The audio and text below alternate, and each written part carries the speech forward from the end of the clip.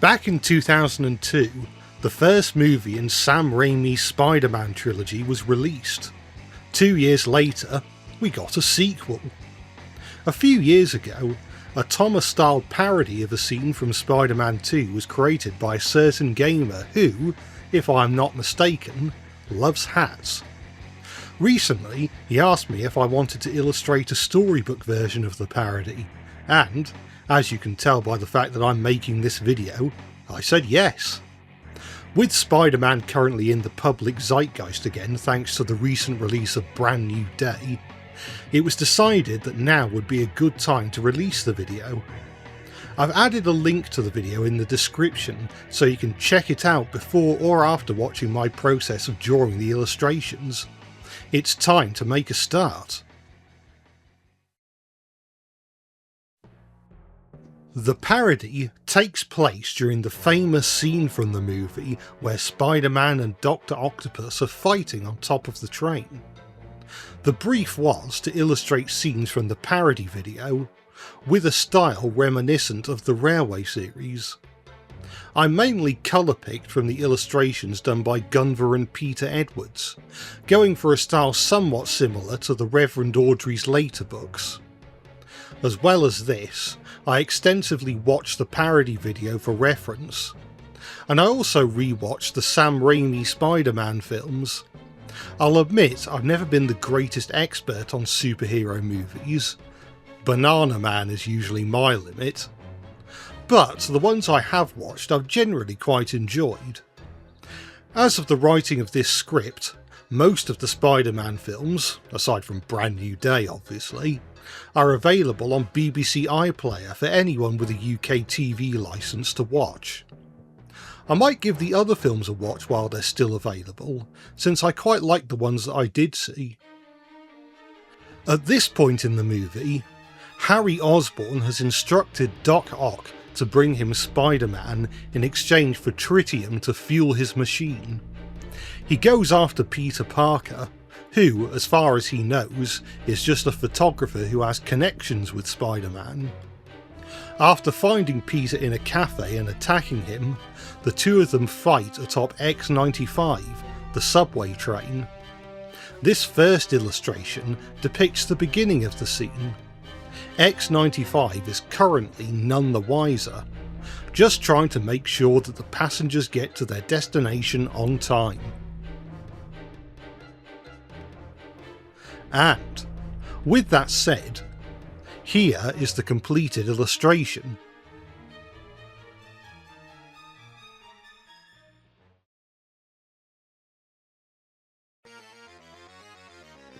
Next is the scene where Dr. Octopus uses his mechanical claw to reach into the train's cab area, fiddling with the cab controls and breaking something important.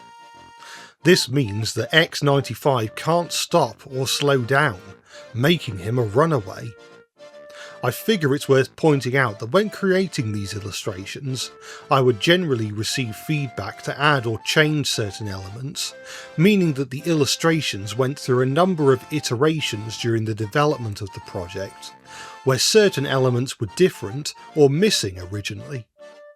Most notably, there was originally less detail in the city in the background, and you'll notice that in the final illustration there are motion lines on the train, which were originally absent but were added after receiving feedback. I think this is good practice, because it's all well and good saying that something is fine after the first draft, but if you really want something to be as good as it can be, don't be afraid to give constructive criticism where applicable. It was definitely interesting drawing a completely different type of train to what I'm used to. Typically, I draw steam engines and occasionally diesel engines, with most of them being of British designs. Here, I'm drawing a New York electric subway train, which I hadn't had much practice with before. At this point, I hadn't even done the drawings for the Underground Ernie video. So it was definitely still something out of the ordinary for me, even if the drawing still largely focused on a train with a face at the end of the day. But with that said and done, here is the finished drawing.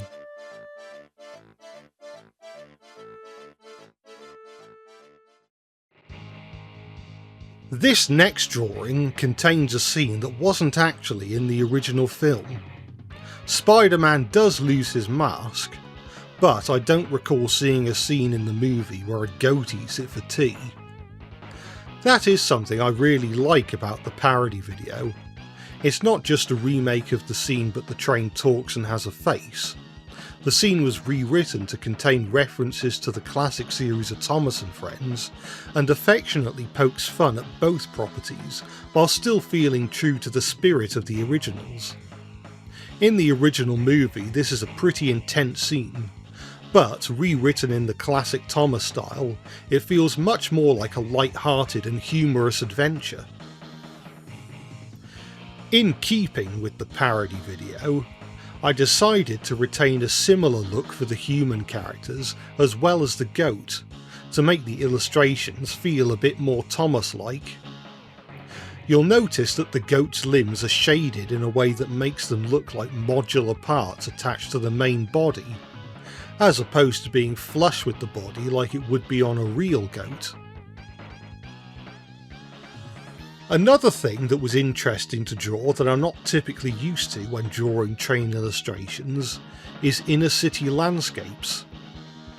Usually the illustrations in my videos are set on the island of Sodor, or otherwise somewhere in the country or the suburbs, or an industrial yard of some description.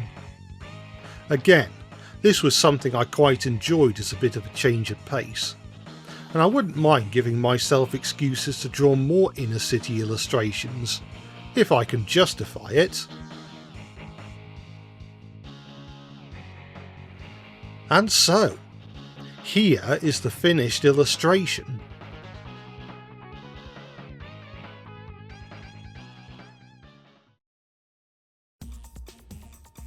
For this drawing, we see Spider-Man unmasked, doing what he can to stop the runaway train.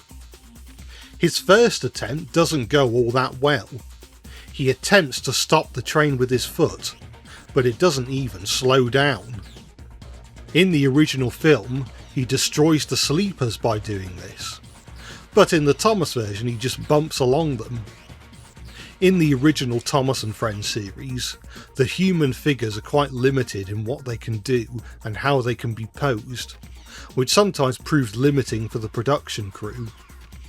The Writer's Bible from Season 8 even encourages writers not to use the human characters for complex scenes. This was the last of the 6 drawings to be completed, and a fairly late addition. But if it weren't for this scene, then the video would have hung on the previous drawing for quite a long time, so I was more than happy to provide one more. Because this drawing was done later, I used a slightly different approach to the colouring, even though the colour palette was shared with the other illustrations.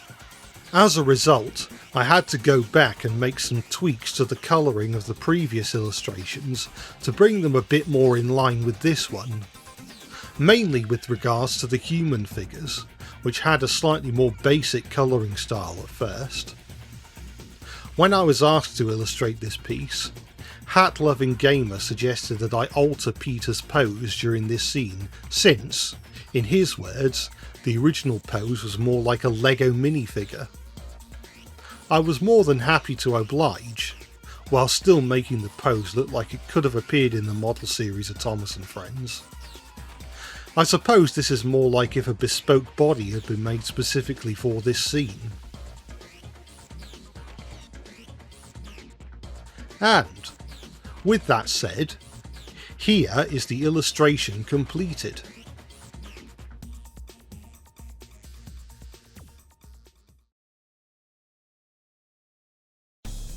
Next was the scene where the train has cleared the last station, and Spider-Man is once again in the process of trying to stop the train. He fires some webs, but one from either hand isn't enough, so he has to fire as many as he possibly can, without making a face of course. Up until this point in the film, Spider-Man had been having trouble with his powers. He was trying to balance his life as a superhero with his everyday life, and not having a good time of it. With a lack of confidence and a lack of vision, his powers had begun to fade away, which caused him some accidents. At first, he decided to retire Spider-Man, throwing the costume in the bin, and live a normal life as Peter Parker. However, when he encounters a burning building and is only able to rescue one person, allowing another to die, he realises that he needs to be Spider-Man again. As the saying goes, with great power comes great responsibility. It's up to him to be responsible, reliable, and really useful. Luckily for all the people on the train, by this point Spider-Man is very much himself again, and uses his powers to bring the runaway X-95 to a stop, even if it happens after the train goes through the buffers and starts Italian jobbing over the edge. In the original film, of course, the buffers get completely destroyed, but in the parody they fly off in one piece, which is accurate to how it probably would have looked in the model series of Thomas. This is another piece that went through several revisions. Originally, the angle was going to be straighter, somewhat more in line with the animation. However, it was eventually agreed that the scene should look a little more dynamic for what is supposed to be the climax of the scene. So, I made the necessary changes, tilting the angle to convey a heightened sense of speed, and of course adding speed lines. And so, here is the finished drawing.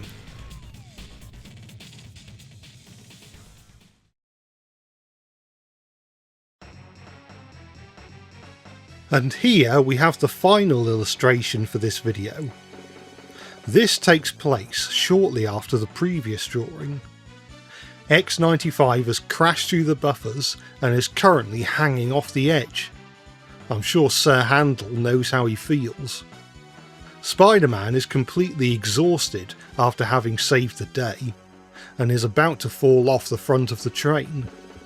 Luckily, in the nick of time, he is caught by the train driver, Mr. Bright Ideas, which, incidentally, is also my favourite song by The Killers. The passengers are thrilled to have been rescued from a gruesome demise, and help him into the train, where he is reunited with his mask. In the original film it is two kids who return his mask, but of course, in the Thomas parody it was the goat who gave the mask back to him. Turns out he didn't eat it for tea after all. The passengers promise not to reveal his identity to anyone. Dr. Octopus is still not finished with Spider-Man, but that, as they say, is another story. This is another instance of something I don't typically draw for these types of videos. To be specific, I'm talking about the angle.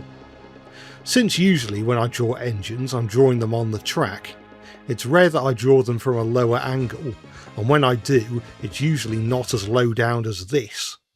And due to there usually being track below the engine, you don't typically see the engine's underside.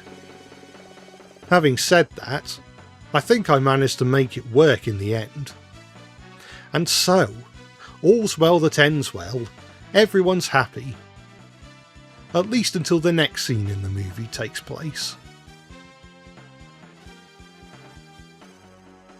And so, here is the completed drawing.